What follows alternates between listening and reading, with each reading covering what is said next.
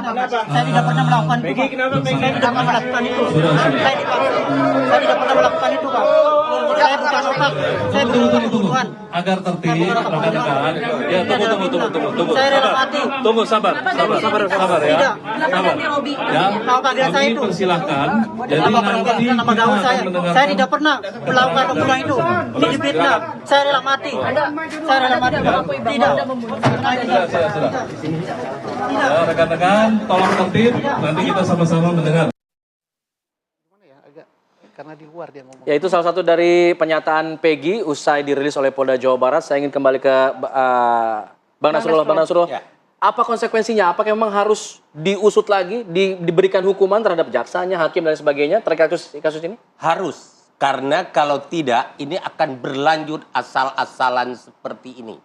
Karena apa? Yang penting putus-putus perkara. Hakim juga udah menumpuk. Jadi serba salah. Saya nggak tahu lagi bagaimana memperbaiki hukum di Indonesia, penegakan hukum Indonesia luar biasa ruwet. Bentuk hukumannya kayak apa? Saya mengatakan begini, ini saya tidak boleh mengatakan nanti pasti dibilang, wah nggak ada bukti Anda ngomong. Saya tahu, saya pelaku di lapangan. Oke. Ya, saya selain akademis, saya pelaku di lapangan. Ya. Hukum ini sudah menjadi korporasi penegakan hukum. Di semua unit kerja, di semua subsistem, menjadikan penegakan hukum sebagai sumber penghasilan gila-gilaan. Oke. Ya, satu. Yang kedua, proses penegakan hukum tidak lagi ada rasa belas kasihan terhadap orang yang cari keadilan. Yang penting saya berhasil. Yang penting saya sudah selesaikan tugas saya. Hakim tidak punya rasa tanggung jawab di dalam memutuskan di tingkat pertama karena nanti kan bisa banding. Baik. Ya. Banding juga masa kasasi. Ya. Kasasi di tingkat kasasi jadi bemper. Di tingkat kasasi pun tidak lagi mencari keadilan. Tingkat PN sudah dihukum, PT dihukum, Baik. kasasi juga Bang begitu. Nasrullah. Nah, oleh karena itu sanksi terhadap pelaku dalam kasus ini menjadi pembelajaran hati-hati ke depan. Baik. Kalau Anda tidak menegakkan hukum secara baik, Ya. ini akan berulang terus. Oke, ini juga keinginan kita ya. Memang nantinya ada audit investigasi mungkin bagaimana penanganan atau proses hukum di tahun 2016 lalu begitu ya. Tapi kalau melihat saat ini 2 DPO ini dianulir, ini menjadi harga mati nggak sih Bang Nasrullah? Apakah nanti mungkin ada saksi-saksi yang muncul yang juga bisa menghadirkan DPO lainnya atau tersangka lain ya?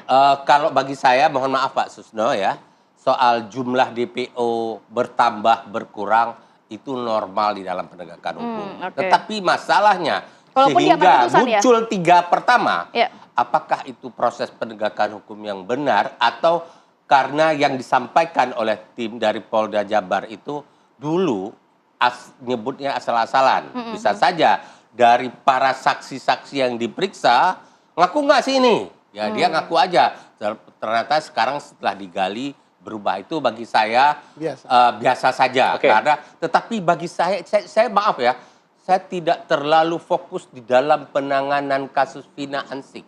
Tapi saya jadikan kasus keseluruhan. Vina untuk momentum proses perbaikan penegakan hukum. Kita diskusi ini kan arahnya ke Betul. sana. Iya, gitu. iya. Betul. Kalau kita tidak bicara bagaimana ini ke depan, Anda akan membiarkan dunia peradilan, sekali lagi, bukan dunia pengadilan, dunia peradilan. Ya. Baik. Itu semakin kacau balau, semraut dan seenak-enaknya. Oke. Anda lihat tiap hari kita ditampilkan, disuguhkan kekerasan-kekerasan. Apa nggak prihatin bagi Iya, anak cucu kita ke depan? Baik, jadi momentum ya Bang ya. Lawan ini. Baik. Saya ingin ke Bang Reza. Bang Reza, apa yang disampaikan oleh Bang Nasrullah, apakah juga menjadi keinginan kuasa hukum Vina agar kemudian ada audit investigasi dan menghukum pelaku-pelaku peradilan yang selama ini dianggap tidak sejalan begitu?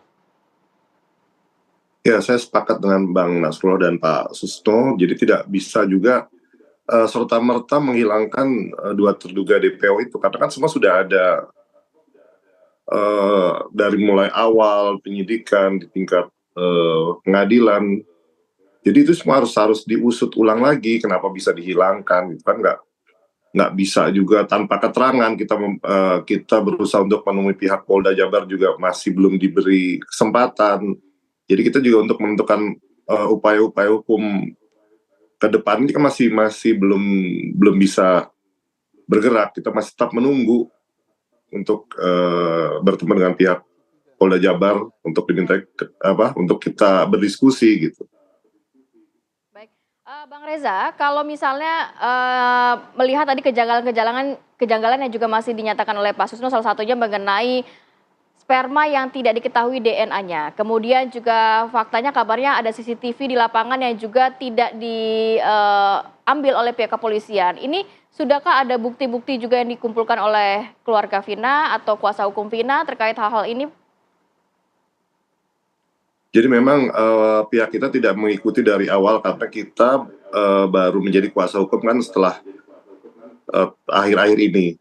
Jadi kalau misalkan ada bukti-bukti baru segala macam sih kita masih baru mengumpulkan keterangan-keterangan terkait dan kita tetap fokus untuk di awal itu kan 3 DPO yang belum ditemukan dan kita memohon setelah DPO ditemukan ini kita minta untuk dirilis wajahnya akhirnya dipenuhi oleh pihak kepolisian dan kita mengucapkan apresiasi kepada pihak kepolisian yang sudah luar biasa bekerja sehingga bisa menemukan satu terduga DPO ini, tapi yang kita sayangkan juga kenapa 2 aja hilang, padahal kita berharap dengan ditemukannya terduga DPO yang satu ini akan bisa mengungkap ada di mana nih 2 terduga DPO yang lain, gitu. Tapi kan ternyata hasilnya tidak sesuai dengan apa yang kita harapkan, seperti itu.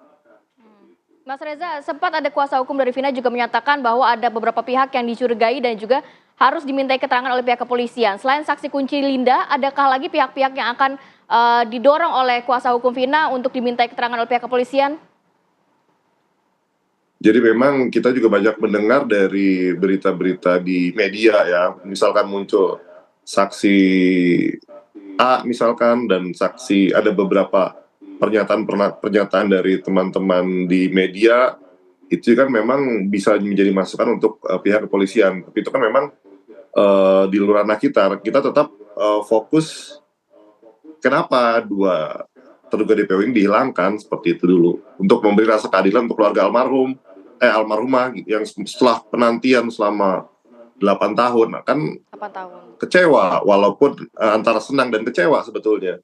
Senangnya karena bisa tertangkap terduga DPO yang satu, tapi kecewa sekali dengan kok tiba-tiba menghilang setelah semuanya jelas dan melalui sudah putusan yang inkrah seperti itu. Baik, saya ingin ke Pak Susno. Pak Susno, tadi ada harapan dari pihak kuasa Vina juga ingin agar kemudian peradilan ini diulang lagi begitu. Apa yang dibutuhkan Pak untuk kemudian bisa mengulang lagi pengusutan kasus ini? Oke. Untuk pemeriksaan, penyidangan, pemeriksaan untuk yang sudah mendapat kekuatan hukum tetap kan nggak bisa periksa 2 kali nibus in idem ya.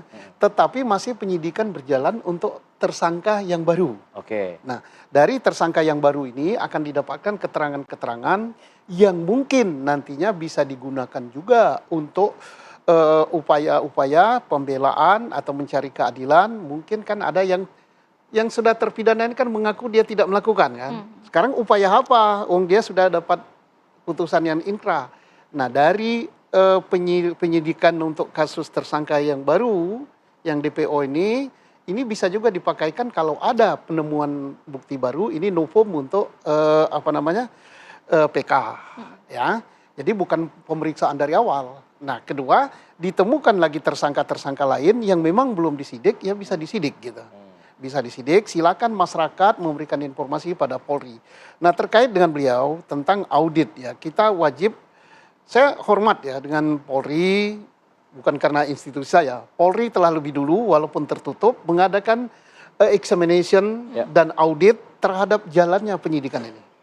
Jadi Polri ada 2 kegiatan sekarang, mencari tersangka, melakukan penyidikan tersangka baru, dan dia mengaudit apakah pemeriksaan ini benar sesuai dengan ketentuan hukum yang berlaku, apakah dalam pemeriksaan ini terjadi pelanggaran HAM dan sebagainya. Ini secara tertutup sudah dilakukan dan yakinlah akan ada sanksinya kalau salah. Oke, nanti Bang Nasrul tahan dulu ya Bang, kita harus jeda dulu, kita kembali saat lagi tetap bersama kami di Apa Kabar Indonesia Pagi.